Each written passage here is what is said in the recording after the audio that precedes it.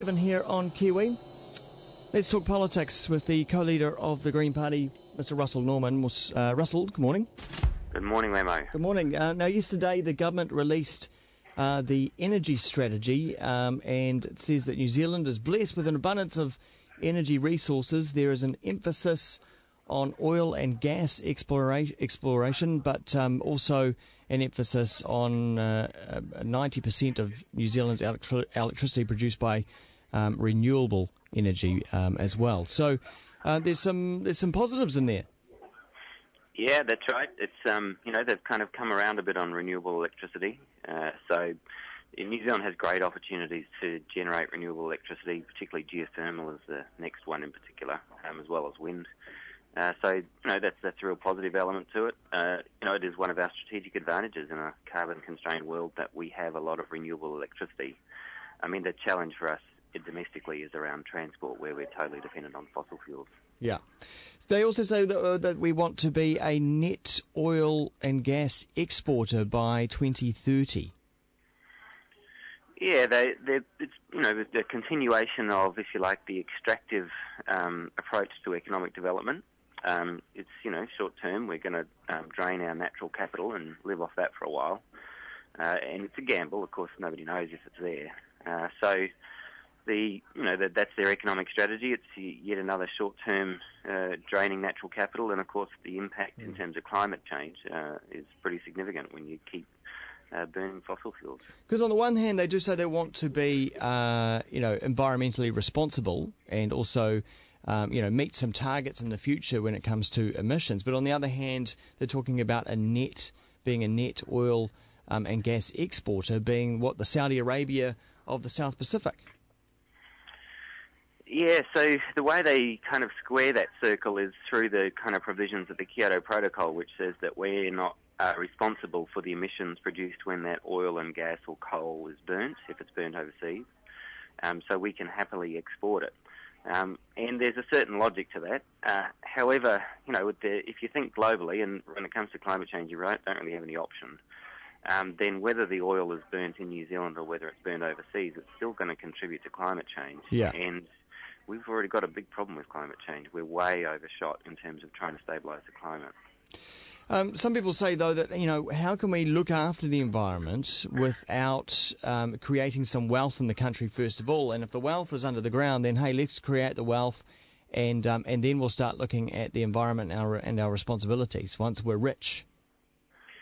Yeah, and that's a very, in my opinion, a very short-term economic strategy. I mean, if you think about what we did with whales, we mined the whales and for their oil until there were no more whales. We did the same with seals, did the same with cowrie. I mean, that's a short-term economic strategy. I actually think we need a long-term economic strategy which works from the basis of what's sustainable, and digging up minerals is the short-term option. So we'd say, look, what's the long-term option? It's renewable electricity generation. Let's be an exporter to the world of renewable electricity technology. But of course, electricity doesn't power our car fleet, though, does it? Our transport fleet. That's right, it doesn't. Which is why we need to look at the transition, modal shift from cars to public transport, walking, cycling, and also modal shift from road freight to rail and shipping freight. And then we also need to look at to what extent can the car fleet and the transport fleet be powered by electricity or sustainable biofuels from woody biomass. So those are the options we need to look at. See, I don't think many people know this, that petroleum was our fourth biggest export earner in 2010. How do we replace our fourth biggest export earner? Petroleum's gone up and down. So if you look over a decade, it's not as big a contributor as tourism, for example, which is our biggest export earner. Petroleum's went through a little boom as prices went high, and they found a little bit of extra petroleum or oil, light oil off the coast of Taranaki. And those fields are, they're pretty small and they're not going to last. So we need to look at renewable exports, which we would argue renewable electricity technology is one of the great opportunities for New Zealand, as is sustainable agriculture. The world's crying out for clean, green and safe food. But of course that's not going to happen overnight, though, is it? No, but then neither is the oil. I mean, we're not assuming the government went hammer and tongs at this. There's no guarantees there'd be a single barrel of oil ever extra on top of what they found in Taranaki. Well, then where did they get their figures from? They're talking, another 12.5 billion or something over the next and future discoveries. I mean, where did these figures come from if we don't even know what's under the ground? Well, they're guesses. So they're big guesses based on what's possibly out there. And possibly they're right or possibly they're wrong. So we might never get anything. And if we do, it won't be for at least a decade. So, it's not going to help us out in the short term anyway. So leave it under the ground?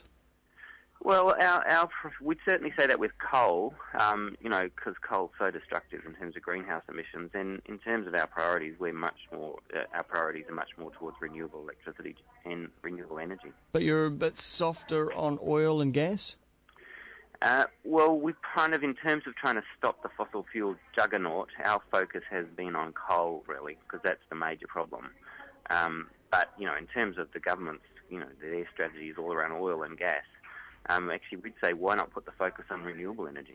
Okay. Thanks very much, Russell. Cheers for your time. Okay, cheers, mate. So, co-leader of the Greens there.